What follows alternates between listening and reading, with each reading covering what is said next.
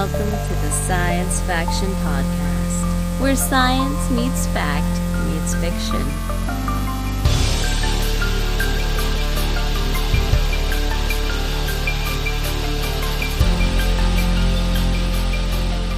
This is Science Faction for the week of October 19th, 2025. I'm one of your hosts, Steven Dominguez, and with me today, someone, it's not who you think it is. Kevin Kraft. It's just you. I'm not who you think I am. Well, most times you're gone, and it's just me and Ben. But this time, the turntables did a thing. What's going on, man? Let's see what's going on. We went to No Kings yesterday. Oh, we're getting right into it. All right, No Kings. Well, I mean, that's what's going on. That's what I did yesterday. No, that's you sent us a picture. Party. It was great. Yeah. Was that Jen was in an axolotl costume? She was, yeah. That's beautiful. Because, and for people who don't know, there was that whole in Portland. Mm-hmm. There was somebody in a big blow up frog costume who Yeah. got like maced or something. Yeah, something. And so a lot of people at the No Kings protest kind of adopted the frog costume to show solidarity, but they sold out pretty quickly. So there's plenty of other blow up costumes. So we got an axolotl, and I saw a few other of those there too. And there were some blow up like T-Rexes. I actually don't know if I even saw any frogs. I think the frogs sold out so quickly. Of course, it's not like the people who produce those things thought, oh my gosh, there's going to be a huge viral moment for this one costume. I mean, it's so great because it just shows the ridiculousness of what's going on. Like that it's pretty iconic now, even though it's not very old, but it's that frog costume you're talking about standing opposed to all of these, like, is it are they National Guard? Is it ICE? Whoever it is, all dressed up in riot gear. Which one it is. And they're just standing there like, really, this is where we're at? Is like the expression on the frog's face. Mm-hmm. And it's just it really exemplifies just how, like, when you think about it, how dumb all of this is. And yet it's not. It's very, very serious. So I saw you sent that picture with Jen in the costume. Just scrolling through, whatever social media you want to, and looking at all of the protesters, there's a ton of people in costumes. Like, the more ridiculous that it looks is better, because the protesters are trying to be painted as these, hateful, the terrorists, and it's like, these hateful terrorists are dressing up as frogs, saying that, wrongfully detaining people is wrong. Yeah, it's great. Like, I think that's really what Portland has gotten right. This isn't a political podcast, but we're talking about this because this is what's happening. This is science fiction. That's the thing Portland got right, is just the, like, ridiculousness of it. Like, we're not out here to fight. We're not terrorists. We're not, we're exercising our First Amendment right to peacefully protest what is happening. Yeah. So how long were you guys out there? You're in Texas. So what was that like? So this is the second one we did in Texas. And so the first time we did it, we didn't know what to expect. We thought like maybe like 20 people would show up, but I think like 1,000 people showed up. Mm-hmm. This one was about the same. Okay. We actually thought maybe it was slightly less attended, but it was also a rainy day, so that might have had something to do with it. Yeah. Because I know around the country and the world, I think this one was even bigger than the last one. So I think overall, this one was more popular, or just more well-known, more well-attended. Well, yeah. I mean, things have gotten worse since the last one. So, it would stand to show that more keep people. Getting worse, Yeah. Well, and it's good they don't do them too often, because then they would just become kind of standard. Less people would attend, and they'd have less effect. So hopefully they can keep this kind of thing up, and the enthusiasm can stay up through, we gotta, obviously there's hopefully there's elections coming up. There's when it comes to federal elections, we've got a year from now, we've got the midterms, and that's super important because that's our first opportunity to do something that could actually have an effect on slowing down or stopping some of what Trump is doing. Mm-hmm. And then, of course, 2 years after that with another presidential election. So hopefully, I feel like it's not going to be hard to keep up this kind of enthusiasm because it's not like the things they're doing are going to stop. It's not they're not going to just all of a sudden be like, yeah, you know what, you guys are right. We'll stop doing this crazy stuff. No, that's not going to happen. No, so we'll have plenty of reasons to keep doing this, and hopefully people will keep their enthusiasm and vote these. Like even like they're not gonna so and so's out of office. Yeah. Or a lot of people are not a lot of people. Let me. This is a pod about science and science fiction. So, I came across several posts from a gentleman who is a doctor and does home care for the elderly, specifically stroke patients. And he has regular updates about what he sees from our president. And he's like, this is very clear. He's very clearly had some sort of stroke. Here's the reasons why, just points out all this stuff. And he says, I give him a 5 to 8 months. Like he's, I mean, we should have this conversation off the podcast. Okay, well that is interesting. I know I've seen pictures where like they showed like his lip was kind of like on one side was drooping. Yeah, one things side's like that. drooping. But I'm not gonna, it's hard to diagnose. Oh no, we're not doctors. We can't diagnose. But we're also not being told what's going on. The other, one of the other things he says, if the right side of the face is drooping, that means a stroke happened on the left side of the brain. And that is the like where a lot of the liberal side of the brain. That's so he's even more callous because what would be the compassionate side of his brain is now dead. So it's dead and rot. No, it has to do with speech and cognition. And then people have pointed to like he's rambly and making even less sense in his talks and stuff. Who knows? Who knows? But a couple points. Gonna say, I mean, one of the big things for me for the protests is because I'm not a big protester. Regardless of what my political opinions are, I'm just lazy. So I'm like, And generally, in my mind, there's always stuff to improve on, of course. Yeah. But generally, I was content with the standard quo when it comes to like politics. I prefer democratic policies and democratic leadership. But anyway, so I would not want to go out and protest, but I participate in these because it's important. And I know from what sources of media I take in for politics, I know a lot of other people who kind of feel the same way as I do also feel the same way as I do when it comes to the protests. They're like, normally I'm not really one to protest, but this is just something you can't really just sit idly by. And then the whole thing where they're trying to paint the protesters as terrorists and all that insane stuff and anti-American.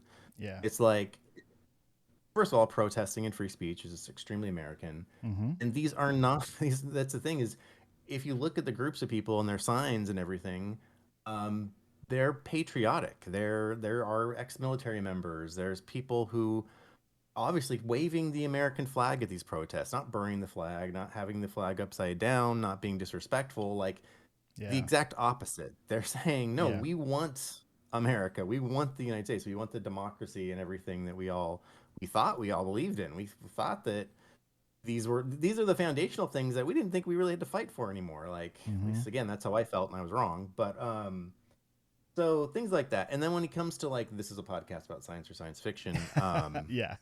When like the sign I made said truth, science, democracy, no kings. Yeah. Science is under attack. And that completely falls into our Our area of sphere. discussion. Yeah, for Yeah, sure. and in multiple ways, I've talked about like cuts to funding for NASA, and there's cuts to funding for all kinds of other scientific initiatives, whether it's educational or just other research venues that require government contracts and government, grants. And then there's of course the the Health and Human Services Secretary RFK Jr., who's, Oh my gosh. I mean, we can talk about science and completely show and, talk about how absolutely wrong he is and just how harmful Mm-hmm. what he says and does is to the country. Yeah. So I don't feel like that's like betraying our I don't know what you call it, Our mission our, statement. our mission statement. Yeah. Um, and Yeah. then Going one through other it. thing. Oh, go ahead. Yeah. Go ahead. Go ahead. I can't remember what it was. Could have just been along the lines of "Who cares anyway?" I'll talk about whatever the hell I want to talk about. That might have been the sentiment I was thinking, but anyway. Yeah. Well, it's you're right. Science is under attack. Not only from defunding, but just I think You touched religion and Christian nationalism. I mean, that's what's driving this whole thing. Anyway. I was proud. Which brings me to South Park, which brings me to the most recent episode of South Park. Okay. Which was awesome. Okay, hold on. You're firing off all these different discussion talking points. Science being under attack, yes, and it makes complete sense that it would be under attack because you can't spin. It's hard to spin facts. And there's a large section of our country where your thoughts and your feelings take over, and your thoughts, your feelings, your opinions, and science doesn't care about any of that. You take a chemical, you touch it to another chemical, there's a chemical reaction. It doesn't care if you're sad about it or if you're happy about it. That's what happened, And so and we've been railing on this with anti-vaxxers for years, decades, and now they've installed somebody who's on that side of things, and that's bad, very bad. Okay, tell me about South Park. What did South Park have to say about it? I mean, South Park has been doing so much stuff this year. But the one particular thing I'll mention from this last episode, because all of it's politics now. I mean, they have multiple plot lines about things, specifically Trump. But this one thing that I thought was funny, because it's a commentary on Christianity. Mm-hmm. Takes a little bit of background, but their school in South Park has become, it's still a public school, but it's very Christian. Okay. The principal they had, which was PC principal, who was politically correct. That's what the PC stood for. Okay. Or at least that's what it was referencing. I don't know if they used different words, but that character, who was introduced like a decade ago, maybe less, but it's been on for a long time. He was supposed to be a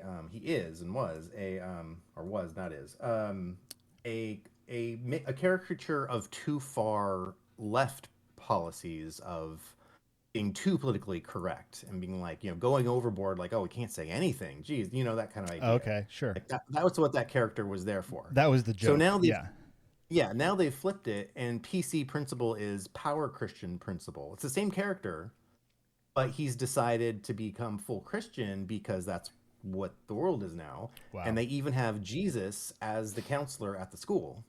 Because, of course, in South Park, Jesus, Satan, these are all characters within the... Well, yeah, and Satan plays a big role in this season, too, but I won't get into but but the thing about it for this episode is all the Christians, the principal, and then his wife, who used to be like strong independent female, is now strong Christian whatever. She transitioned to Christianity.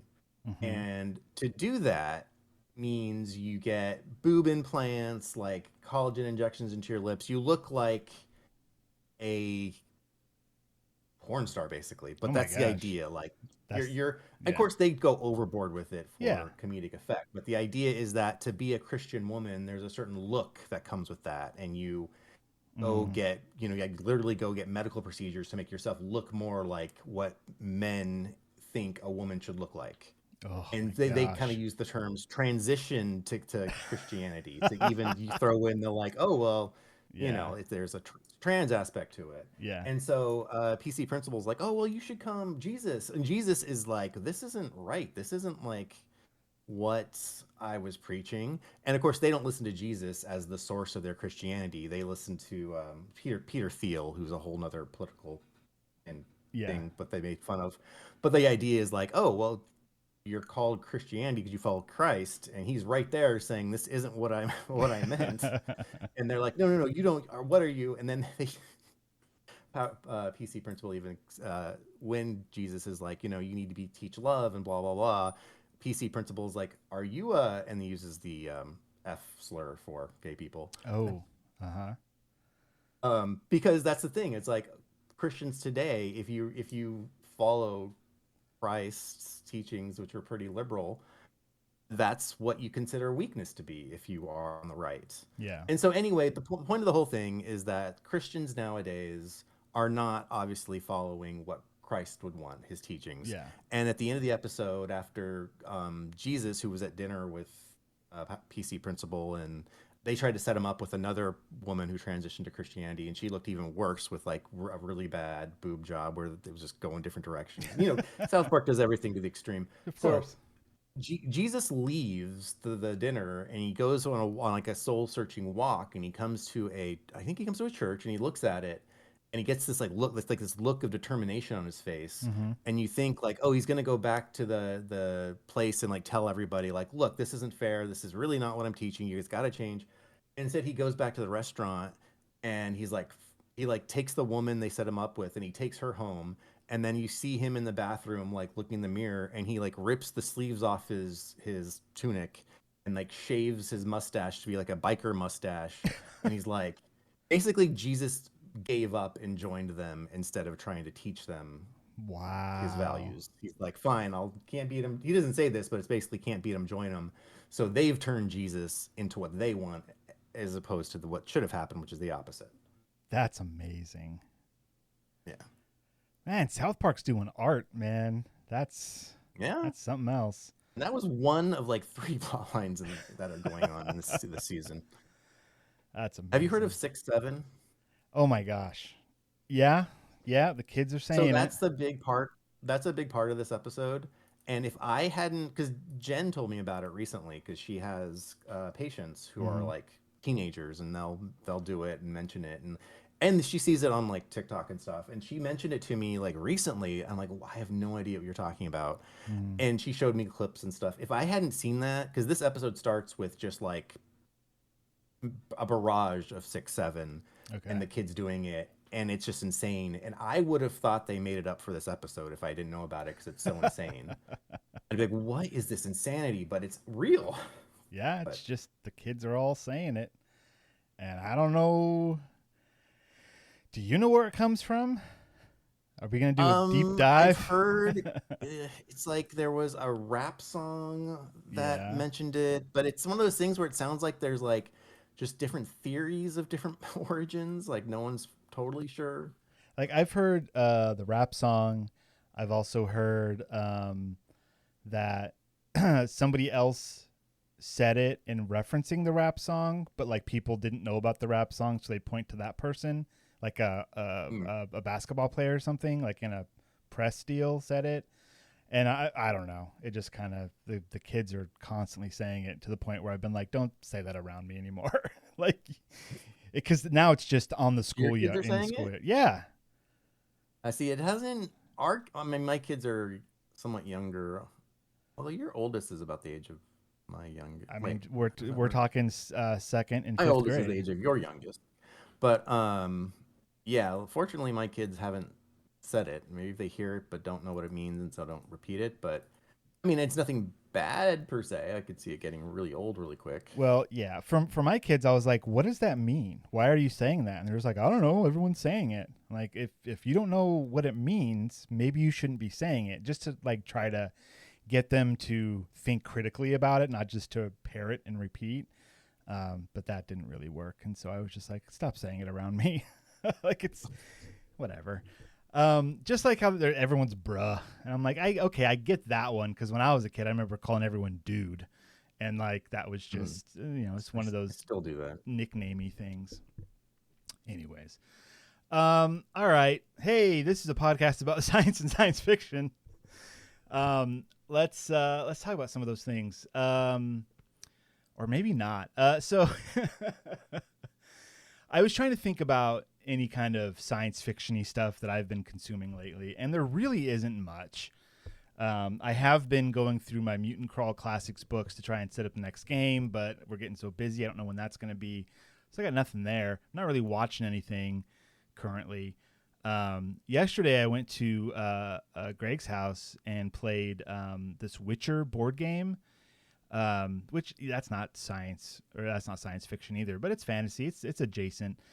It's called Witcher: The Old World, and essentially everyone's a character that's a Witcher who is, if you don't know that universe, they're like monster hunters, and everything's like it's dark, grim fantasy setting. And you're a Witcher, so you got some powers, and you're monster hunting, and people are constantly like asking you for help because you're powerful, and there's monsters everywhere. So within the context of the game, your character is a Witcher. You have certain levels for things, and it's kind of a deck building game with your hand. You have a hand of cards that not only you have to discard them to like travel to different locations. There's a big board. It's like a whole continent with a bunch of cities and stuff. You discard these cards to like travel to different places, or when you fight a monster, which is like a big, like a boss fight type deal, these cards like kind of combo with each other in certain ways to defeat the monster. So there is some setup, and every turn you have to like put more cards into your deck, and so you get to choose what those are and that kind of stuff. And so you can fight the monsters. You can fight other Witchers. We didn't do that. And so the whole point is to get these trophies. You get trophies from monsters. You get trophies from fighting other Witchers. And so you do that. You have to level up to level 5. And your last trophy has to be won by a monster fight. Anyways, we played for, I want to say like 4 hours, maybe closer to 5. And Greg ended up winning in the end. But it's one of those like slow burn type games. And a lot of deck building games are kind of like that, because until you get your deck going how you want it to go, things can be slow. And so for the first like 2 hours, it was just like, all right, I'm going to go here, I'm going to go there. The other thing you can do, which is kind of interesting, is when you're at a location, you can choose to just like investigate the area, and either like in a city context or in a wilderness context. So a lot of times you go somewhere, you might like, level up your fighting a little bit and be like, all right, I'm going to explore the wilderness. And then like a little story starts, and it's kind of a choose your own adventure deal where one of the other players will, read the card. And it's like a whole paragraph of like, here's what's going on. And then do you choose A or do you choose B? Like you're wandering around the wilderness, and like you come across some kids, and they're like, hey, one of our friends fell in the well. And the kids look kind of suspicious, but you can also hear the kid like yelling from the well. Do you leave them, or do you go investigate the well? It's one of those things. So if you leave them, then it might be like you're attacked by a creature that comes out of the well, or maybe like, oh, you go to help, and so you help the kids out, and they say thank you and like give you a coin or something. You never know what's going to happen, and sometimes it's like it'll lead to something else. And so it's like, all right, travel to this other location, somewhere else on the map, and then read this other card. And so like some of them are multi-card, like multi-step quests. And so they're always like, it's always kind of random. Sometimes you'll lose a bunch of stuff. Sometimes you'll gain a level. Like you never know. It's just like, what's going to happen? So it was a lot of fun. And of course, Greg's got like the Kickstarter bundle. It's all these miniatures in there. The monsters look crazy cool. I ended up defeating what was that thing? It was like a rot fiend, I think, which was just like this weird like zombie looking dude. What was the other big thing I took out? A werewolf. Like, because the monsters, when the game starts, you put out 3 level 1 monsters, and that's like they're randomized from like maybe 10 different ones. You put out 3, and then once a level 1 is defeated, then you go to the level 2 stack and you pull a random level 2 monster, and they're like a lot bigger. And then once a level 2 is defeated, it gets replaced by a level 3, and those are like giant, crazy monsters. The werewolf was like a level 2, and anyways. The Witcher, I think it was called The Witcher: The Old World. It was a lot of fun. It was a long haul, but it was a fun game. So that was really cool. So that's like the only, like, I'm looking around, like that's the only thing sci-fi wise that and that's not even close to sci-fi. I'm like, oh man, I'm in a sci-fi slump right now. Is there something you would recommend sci-fi wise that I should be watching or doing or anything? Well, you've seen the first 2 seasons of Foundation, right? Yeah, I have. So the 3rd season just came out and is finished. I really liked it. I mean, that show is a show that's always been really well done. Mm-hmm. But even this season, I felt like I guess just it felt like more stuff happened this season. Okay. But I don't know. I really enjoyed it. I mean, it was more, maybe because it was like there's a clear bad guy, like the mule, which they've introduced in the previous season, but really just through visions, is like now here, and he's the main bad guy. Is that the dude with the goggles? Yeah. Okay. Yeah. They actually recast him. So the person you've seen in the visions before is not the actor who plays him now. It's actually the actor who was in Game of Thrones and was the kind of the new bad guy towards the end of the show who like commanded the Navy. I think he was a Greyjoy. Yeah. I don't remember it that well, but okay. I don't remember. But he's a good. Yeah. Yeah, he does a really good job of being like a maniacal bad guy, and then when it comes to the Cleons, the 3 Cleons, they just do a lot more and go more places, and like it's a lot more interesting, like what happens to them, and of course what it means for the Empire as a whole. Did they do like another big time jump, or like series of time jumps? A couple 100 years, because at the end of the last season, the characters, Harry Salden, right, who's been dead, and he's like in a quantum computer or something. Whatever. Well, but he's alive. There's also a version of him that's alive, but they sort of didn't explain where he came from, but he's alive. Yeah. That version of him, the living one, who's at the 2nd Foundation with, I really should know her name because she's the main character. We did finish it like a few weeks ago, so. Okay. Yeah, I don't remember any of their names either because it's been since season 2 since I've watched, so it's been a while. So stupid. You looking it up? Gail Dornick. Yeah, Gail. Yeah, Dornick. Okay, sure. Yeah. She also goes into the cryo sleep thing at the end of last season, is like, we'll come out in 200 years. Although at the beginning of this season, they kind of show you they come out like every few years to check on the 2nd Foundation and then go back in. But it's kind of like a montage. So essentially, there's a big time jump. Okay, cool. Which shows you like where the original Foundation is now and how they've kind of become corrupt, and then Empire is slowly falling apart still, and then interesting. Oh, like the funniest thing, I think I've talked about the show a little bit before we finished it, but Brother Day, because there's Brother Dawn is the youngest, then Day, then Brother Dusk, Brother Dusk, yeah. Brother Day, who's the one in control, like the one that actually has the authority. In this season, he's like the Big Lebowski. He's like, I don't care. Like, I just want to hang out and get high. And so, wow, that's kind of a fun part of it. So I remember, I might be misremembering, but his there was something going on with the cloning process that like they were kind of being changed a little bit, or something was going on there. Does that plot line keep going? They do mention it that's happening, and that's why they kind of talk about why they can be so different now. Their personalities are unexpected because there's genetic drift. But I don't remember why that happened. I think it was the second season they talk about that, how that was introduced like against their will, like somebody put that in there so that they would change. But yeah, I don't remember the origin of that, but they do mention it, and that is important. Okay, cool. Um, Well, shoot, I well, gotta it's catch also up on funny. that. I don't want to because and then so Brother Day, since he doesn't want to be a leader, he's like, well, I'm going to give up my authority, which means Brother Dawn is going to become Brother Day sooner than expected, and Brother Day is going to become Brother Dusk, which forces Brother Dusk to be destroyed.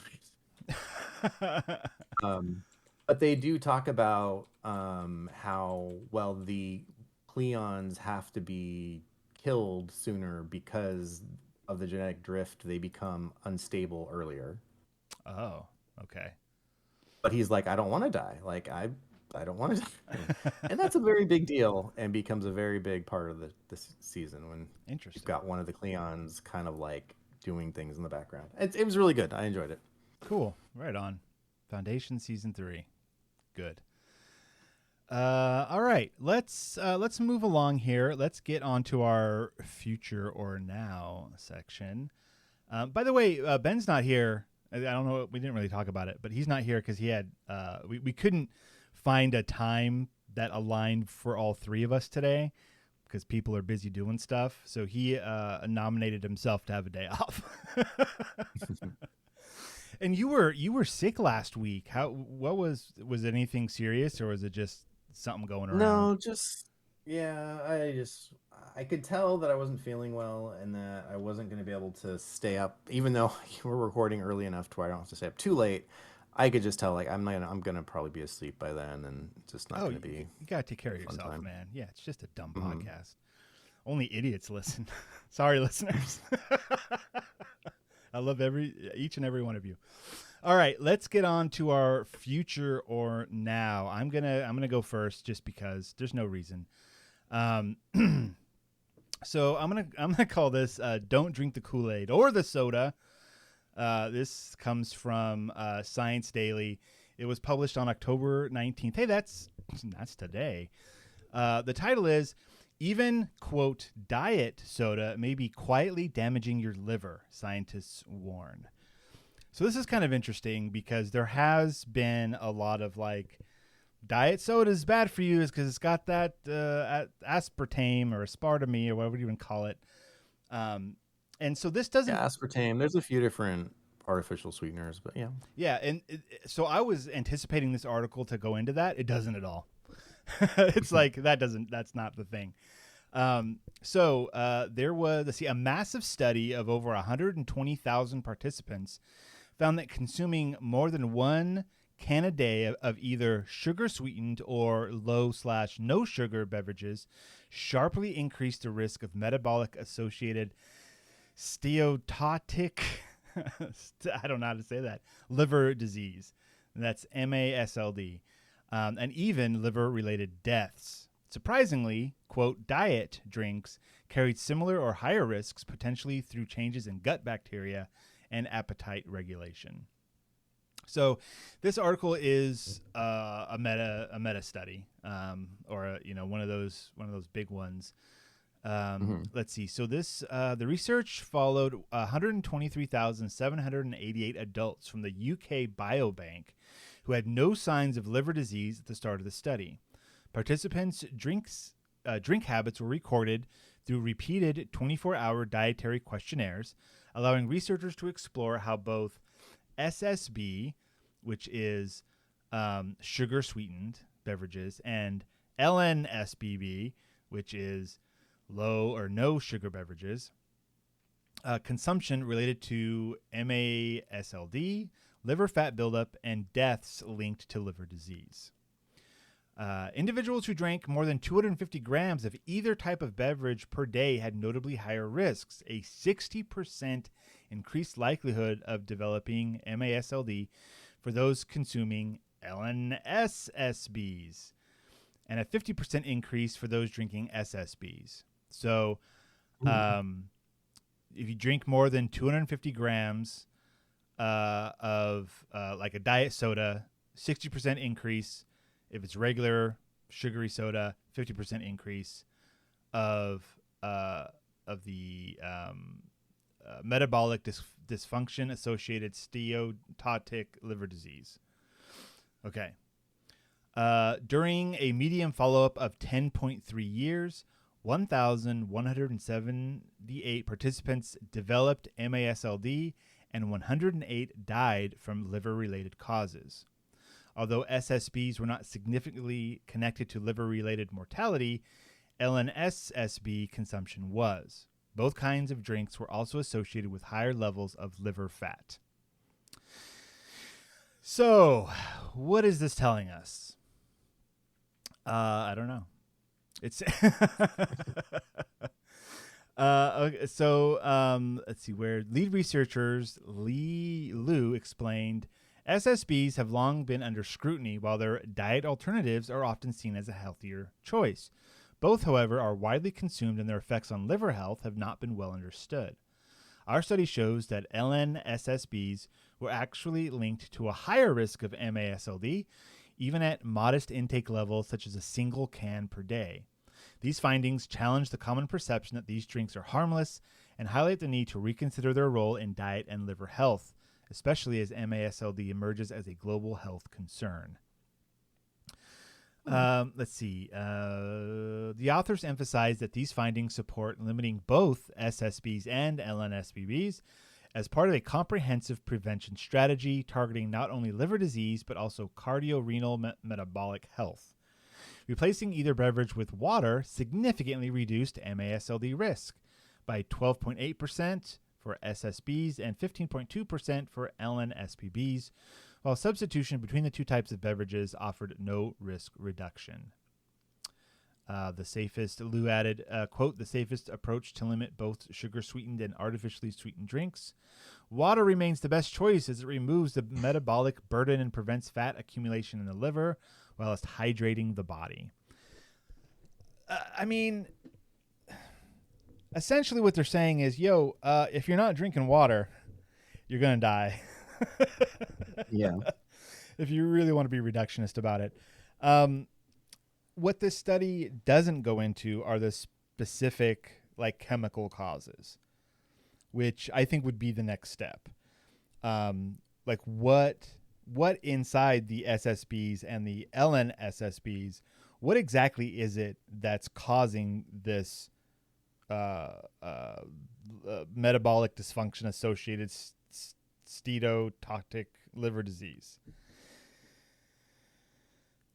Yeah. We don't know. This is the first step in really figuring it out. We have seen that there's some kind of link between the two.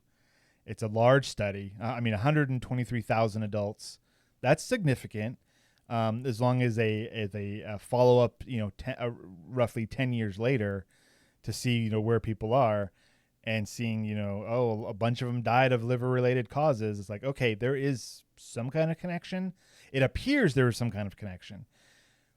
But in these big studies, there's a lot that's not being controlled for. Is there something else in the diet in the UK that would cause this? Right. This is a good first step, but more science needs to be done. Would you agree with that, Devon? Yeah, that's usually the case, but it is important to know that there's a risk. Potentially a risk because, like you said, you got to verify it. But I saw this when I was looking for an article to do. I did see this come up, and I have so much have had to have this conversation with Jen, and because she thinks that drinking soda is bad for you, which it is. Completely agree, and she thinks that drinking diet soda is bad for you, which it is, although from what I've seen, it seems to be better than drinking regular soda. And then there's also the fact of everything being in moderation. If you drink too much, it's a higher risk of, potential problems, whatever those may be. But I have always kind of believed from what I've read and heard that diet sodas really do, or at least artificial sweeteners, don't have the risks that sugar has, and that most of the things people say about artificial sweeteners as a problem are unsubstantiated through studies. Mm-hmm. But that doesn't mean there isn't a potential problem. Right. And we should do studies to see what those are. And if there are, we should know those and make decisions based on that knowledge. So I think it makes perfect sense that they should do these studies and keep doing them. Yeah.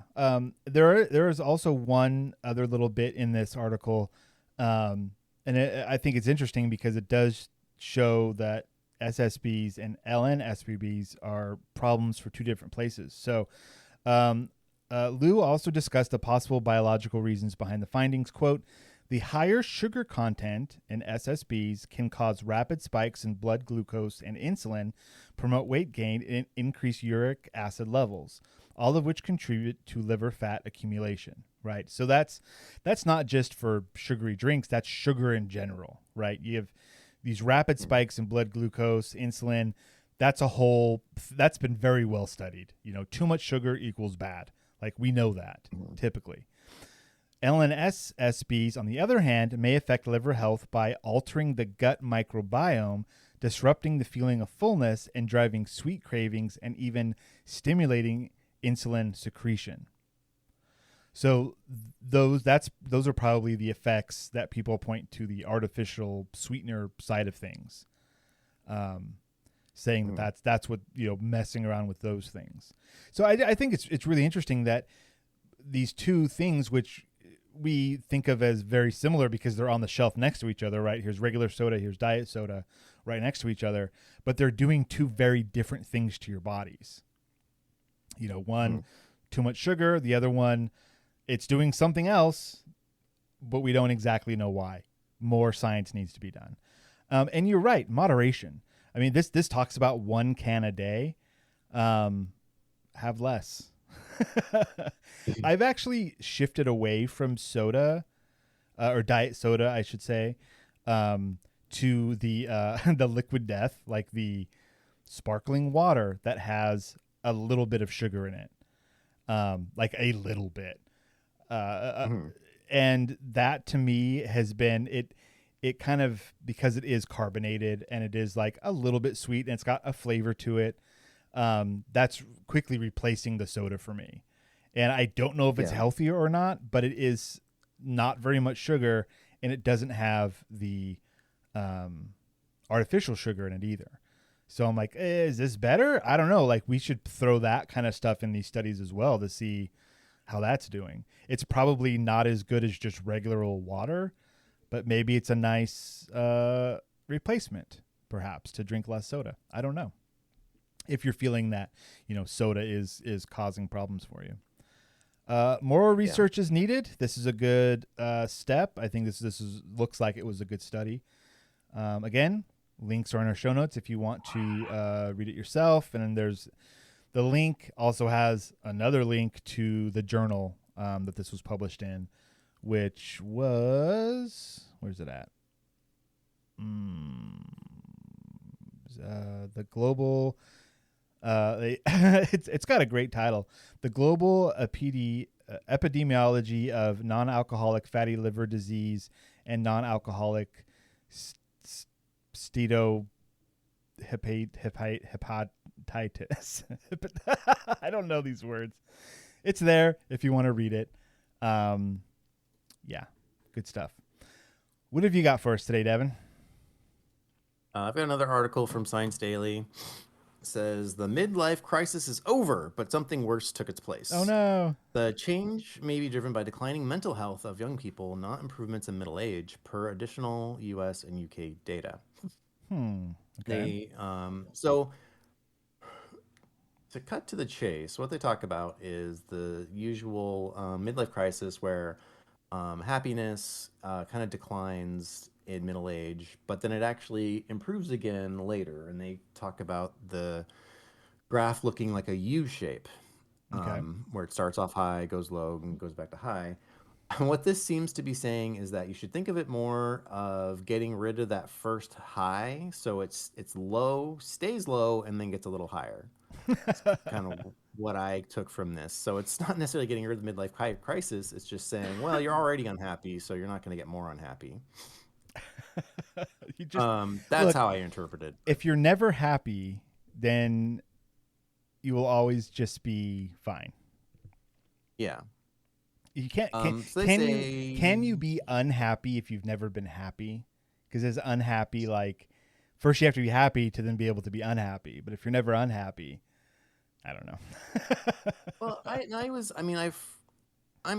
guess I'm kind of curious about how realistic is the whole midlife crisis thing, because I know there's kind of a theory in psychology that we kind of have a baseline pretty much, like things from our day to day might make us happy or sad, but we generally return to our baseline that's kind of pre-programmed genetically. Okay. So I'm not sure how that factors in, but so they talk about the U-shaped trend that I talked about. Then they say recent data points to a worldwide decline in well-being among young people. Most studies have not directly addressed the implications or the causes. So the data, which is from the U.S. and U.K., these are surveys that included questions about participants' mental health. U.S. data included responses from more than 10,000 adults surveyed by the Centers for Disease Control and Prevention between 1993 and 2024. The U.K. data spanned 2009 through 2023 and were collected in the ongoing U.K. household longitudinal study, which involves 40,000 households. Okay. And this showed that the ill-being hump has disappeared. And that's funny. There's double negatives in this if you think about it, because such that ill-being / unhappiness now tends to decline over the course of a lifetime, which if you read that, it's saying that ill-being and unhappiness tends to decline over the course of a lifetime, meaning happiness goes up, right? Yeah, slowly and Unhappiness steadily goes tends to up. decline, so happiness tends to incline.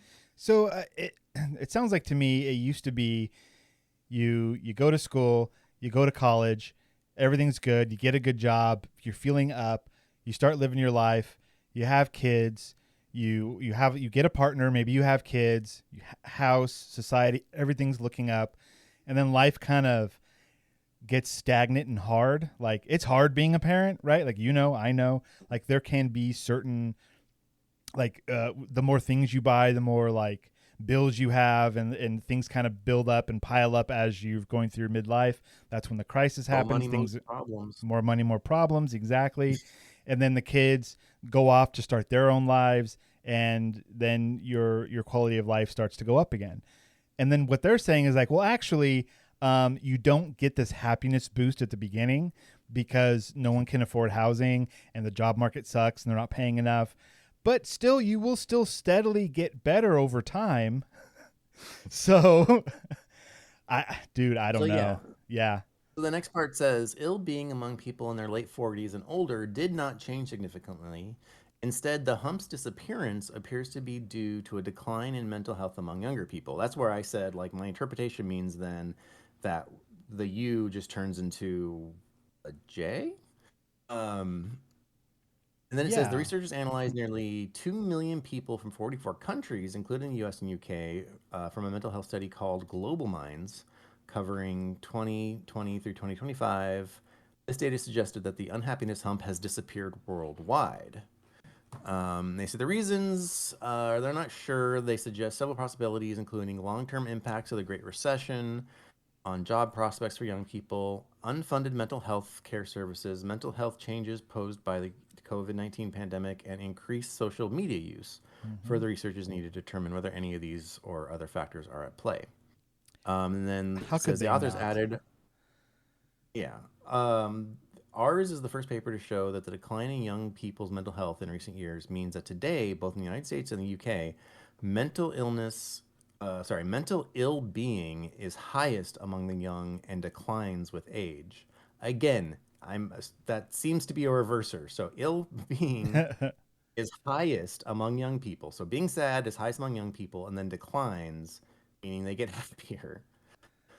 This is unless it means that you're sad when you're a kid and you just get sadder, which is also possible. But no, I think you're reading it right. Mental ill-being is highest among young and declines with age. So you get happier the older you get. Yeah. Well, you could say improves, as in, I don't know. You could have written that clearer. Or just in parentheses saying, this means you get happier. All right, this is a huge change from the past when mental ill-being peaked in middle age, and that's the typical midlife crisis.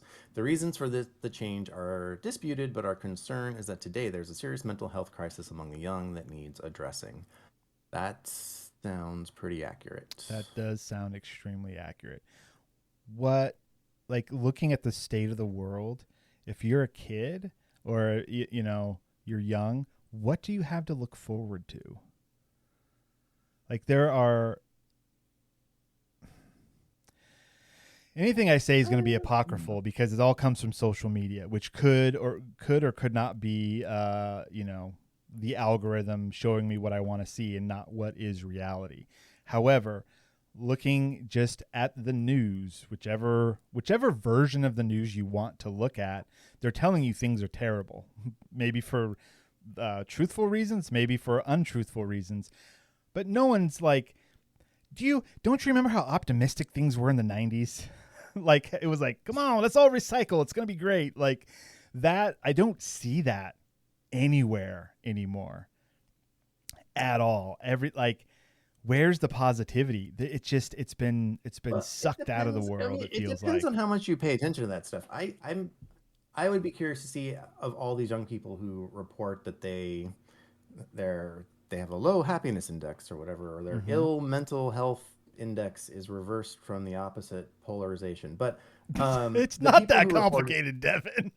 I swear you could have made that clear. But so the people that they surveyed to say, and maybe this is some of the data points and they didn't get into it, but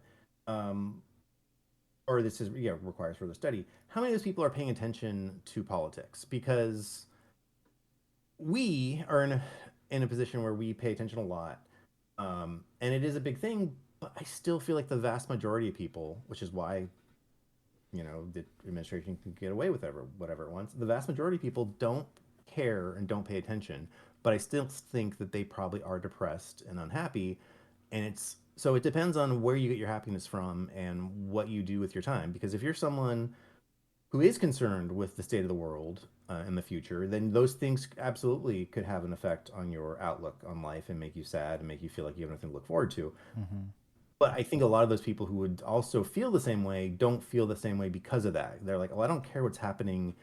You know, I don't live in Portland. I don't live in Chicago. I'm not an immigrant. I mean, this is all, you shouldn't think this way because all, you know, if someone's human rights are being violated, then everyone's rights are being violated. But you might not care, and that's fine. And you don't care. And the vast majority of people probably just don't care. But they all are sad because they're affected by the same societal things like social media and just whatever ill effects are being felt from the crap we do in our lives. And you could. I just don't think you can attribute politics to the majority of people who have this feeling. I think there's probably more pressing factors. No, yeah, there's more out there. Like it's the secondary effects from politics, right? Like if you're not watching the news, you're not paying attention to the nonsense, that's fine. However, you go out to find a job and they're like, yeah, here you go, $12 an hour. And you're like, I can't live on that. And they're like, that's all it's available. You know, like it's things like that where maybe you don't know the causes, you're unaware of why it's that way, but it's that way. California centric, $12 an hour. What is that? Does that seem high or does that seem low to you? Seems low. Seems high to me. It seems high. Interesting. I'm trying to see what's the lowest minimum wage in the U.S. Maybe I'm way off. $5.15 in Wyoming. Yeah, and federal minimum wage is $7.25. Okay. Yeah, no, $12 an hour. I feel like a lot of people would be like, yeah, I want to. That's what I need. But then if you're in California, your cost of living is so high that $12 an hour is like $5 an hour somewhere else. But yes, you're absolutely right. The politics, you might not be paying attention to it, but they are affecting you. Mm-hmm. You're absolutely right. And it's the same thing with like mental health support. Like if all those programs are cut and you never have a chance to participate in them, well, then you're never going to even know you have mental issues. And we all do. It's like one of the many things that I find disillusioning, if you are going to be someone who's like I have been at times, I like the idea of small government. I like the idea of, some libertarian ideas of just, look, I want to be on my own. I want to do my own thing. I don't want the government to mess with me. Mm-hmm. All that kind of stuff. I understand it, and I can see at times when that would be a good thing. But I'm disillusioned by that because then you see when, like, Republicans who supposedly want to balance the budget and have small government, and it's like, we don't have money for these programs to give everybody health care. We don't have money to help people and do this and that. And, we got to be responsible adults and say, look, we just, you can't just come up with money, these liberal spendocrats or whatever you want to call them. And then they get in office and like, you know what? We're going to spend billions of dollars on a secret police force. We're going to cut healthcare for everybody, but we're going to give the rich billions of dollars. Yeah. We're going to give billions of dollars to other countries that we like, but we're going to cut all the aid to any other countries where there's, babies that need to be fed and people who need treatment for AIDS and all this stuff. The money, they're so, yes, this is a very political podcast. It is, because that's the world we're living in right now. They're so full of crap when they talk about spending. It's like, no, you just want to spend unlimitedly, but for the absolute wrong reasons. Which shows us that if we wanted universal health care, we could afford it. We could, maybe we have to raise taxes a little bit. Maybe we have to rearrange some money. But hey, let's have less military spending and less of all this other crap that doesn't help anybody. We could, and just so much waste and so much fraud. And we could afford the stuff we want. It's not a pie in the sky idea. Yeah. Like, that's what I've come to realize is like, it doesn't actually take that much change to do a lot of good for a lot of people. Yeah. And I've to some extent bought into the crap of, no, we got to be responsible adults and like make sure we pay for it, which is a lot of things that Democrats do. They do at least address some, like, how are we going to pay for it? Even if it doesn't necessarily equal out to what they want to spend, they give it a shot. But I mean, Republicans, I just don't understand how any conservative right now thinks that this is a conservative, classic Republican administration. This is insanity. Yeah, it's insanity. They set us up the first time, and now they're going even further.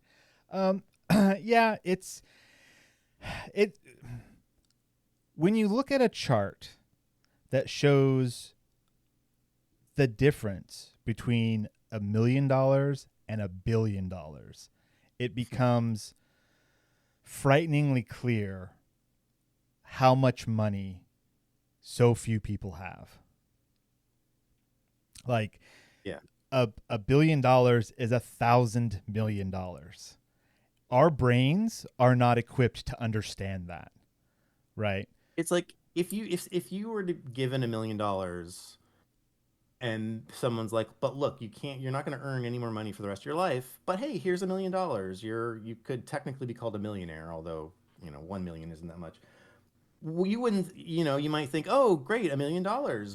Wait a minute, that's only going to last me maybe a decade, maybe more than that if I'm very frugal, but I'm not going to be living in luxury. And if I can't earn any more money, then I'm going to die destitute. Like, that doesn't make any sense. But $1 billion, I could live the rest of my life on $1 billion easy. It's in comfort. What one of the like I said a second ago, if you look at a chart, like a graph that shows it, it's amazing. But also if you convert it to time, I watched a YouTube, like one of them science YouTube things. I'm sorry, I don't have a link for it or anything, but it was like if you convert money to time of like here, like how long is 1 million seconds, right? Versus how long is 1 billion seconds, and then it turns into something that you can understand. I'm going to pull up my calculator right here, and I'm going to try to do it real fast. So 1 million seconds, right? We divide that by 60 to get minutes. We divide it again by 60 to get hours. Divide it again to get days. Or 11.5 days. All right, 1 million seconds is 11.5 days. Okay. Now let's do 1 billion. 1 billion seconds. Let's see, divide by 60 for minutes, divide by 60 for hours, divide by 24 for days, 11,574 days, divide by 365, 31 years. A billion seconds is 31 years. A million seconds is 11 days. Think about like the vast, like we can understand that. Our brains can understand that. Think about that now and turn that into money, right? If $1 million will let you live for 11 days and $1 billion will let you live for 31 years, they are nowhere close to each other. And we have people that have hundreds of billions of dollars just hanging out in our world right now. Think about how much life that can give others. On my rewatch, but my first watch of the last 30 seasons of The Simpsons, I just watched the episode where Elon Musk is on the show, and the whole episode is framed around him. So he's not just like a cameo walk on and off. He's like, the episode is about Elon Musk. And this is, this was like 15 years ago. So it was before he went full evil. Very different. They fawn over him. Lisa thinks he's the best person in the world. And the plot becomes that he goes into business with Mr. Burns because he has a way of creating or generating energy more efficiently. And Mr. Burns is like, oh, we're going to be rich. And so after they go through the whole, they set everything up, and then Mr. Burns is like happy. He's like, oh, how much money have we made? And Smithers tells him like, well, actually we're losing, this much money every second. And Mr. Burns is like, what are you talking about? And then Elon Musk is like, well, yeah, we have to plan for the future. Like we have to invest now in the future to make it self-sustaining. And that if that means we lose money now, then that's not a big deal. With, total like idealistic liberal ideas, which is nothing that certainly nothing he would say today. And who knows what he actually thought back then. Right. But it's like nothing like, it's just hilarious that was the perception of him. And now he's hated by both sides because he's such an idiot. But it's just hilarious. There was a time when he was like we fawned over him on this podcast, like with Teslas and stuff. It was like, wow, space this guy's actually trying to do stuff. That's like, okay, cool. You've got all this money, spend it to improve people's lives. And at the beginning, it seemed like that's what he was trying to do, right? Let's get reusable rockets. Let's get electric cars, stuff that had been promised for years and years, and we just never got around to. And suddenly this dude came and started doing it. Then he does a Nazi salute. It's a whole thing. So it's Trump. He's a factor in why Trump is our president now. I mean, he's supported him, funded him. He spent millions on propaganda, essentially. Yeah, because he thought he was going to have a seat at the table, and then now he's and then when he anymore. was in charge of Doge and did a bunch of terrible stuff, and like it's what's hilarious is like it's heavily reported on. Like half of it, it's like, oh, all these jobs were cut. But then what's not reported on is like a few months later where they're all rehired because it actually broke stuff. Yeah, like we need those people. It turns out those people were there for a reason. Yeah, so like there's a great back to social media. There's a great account that I follow that goes through all of the reversals that happen where it's like Trump tried to do this court or this judge blocked him, or and like. I knew about the first part, but I didn't know about the second part because it's not reported on because we've already moved on to the next crazy thing that's happening, right? Yeah. So science and science fiction. All right. So this was a weird episode. We didn't take weird. We didn't take a break. We didn't take a break. There was no break this episode. That's fine. No book club this week because of that. And the story that we were going to do was Planet Lion by Catherine M. Valenti. There is a link in the show notes. You can listen to it within that link. There's an audio version or there's also the text version to check it out. It was crazy. That's a crazy story. I can't wait to talk about it next week. I highly recommend our listeners go check it out. But we'll do that next week, hopefully with Ben in tow. And give that a good talking about.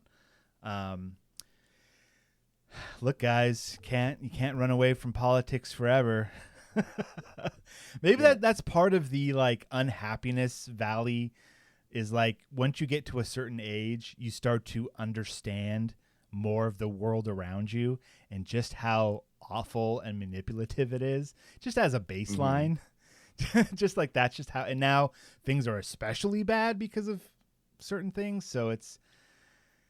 Have you felt okay? We'll end on this. Have you felt midlife crisis-y at all? Have you felt like I just need to go do this thing and then everything will be better? Well, yeah. It's funny. It's not necessarily related to politics. I feel like it's been the last couple of years. It's more related to mortality. Mm-hmm. Like, I think that's a big part of it too. Midlife is, oh, I'm gonna die one day. Wait a minute, have I done what I wanted to do with my life, or what does it really mean? These things that I've just taken for granted, or yeah, and mortality. What's that gonna be? What's is there more to life that I should understand or figure out now while I can? So more of that sense. But yeah, All right. not like buying a race car or something. Like I don't get that part of it. Yeah, I've I got. mean, sure, I'll buy a race car, but that's not like I'm not gonna feel like, oh yeah, I'm young again. I got a race car, and I feel like I'm gonna. I don't get that That's aspect of it. such like an '80s thing.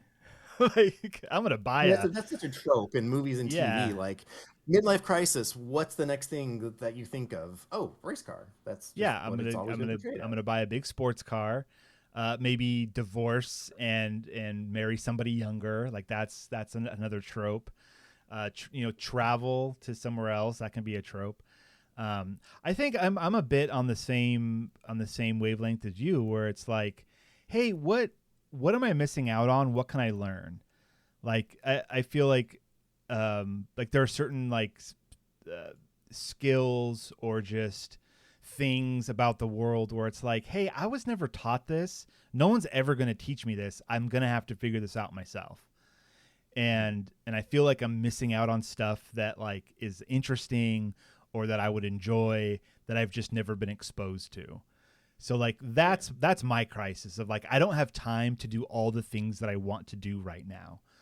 I want to build models and I want to paint them and I want to blacksmith and I want to run RPGs and I want to get together with people and do these kinds of things and oh man, I want to learn about history and now that I'm of the age to understand that like oh yeah the things that my kids are learning in school is like 10% of reality as like it's barely touched upon certain things and the things like history's written by the winner. Like I want to know what really happened and a lot of stuff like that.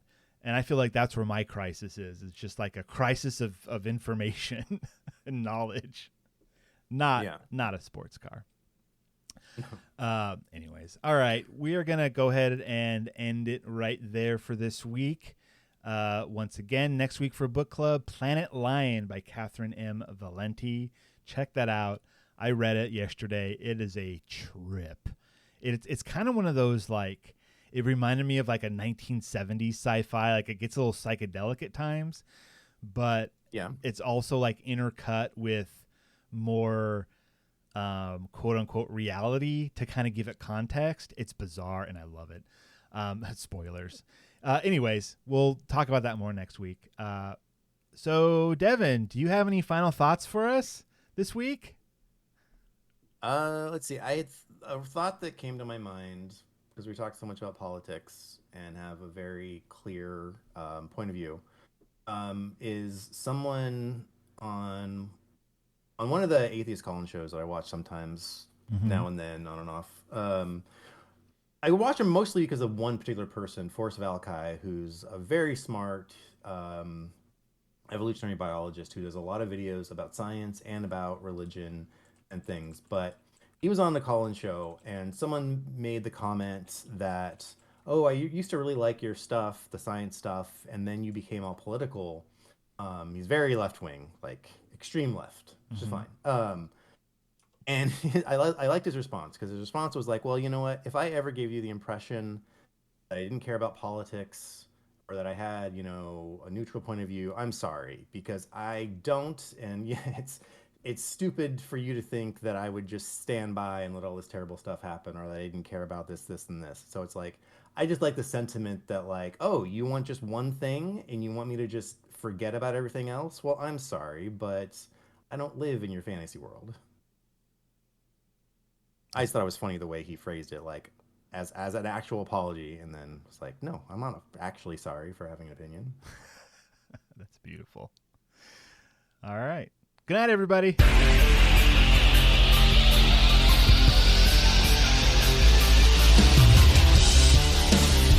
This has been the Science Faction Podcast. Tweet to the host at SciFact Podcast. Email them at sciencefactionpodcast@gmail.com and visit sciencefactionpodcast.com for more episodes.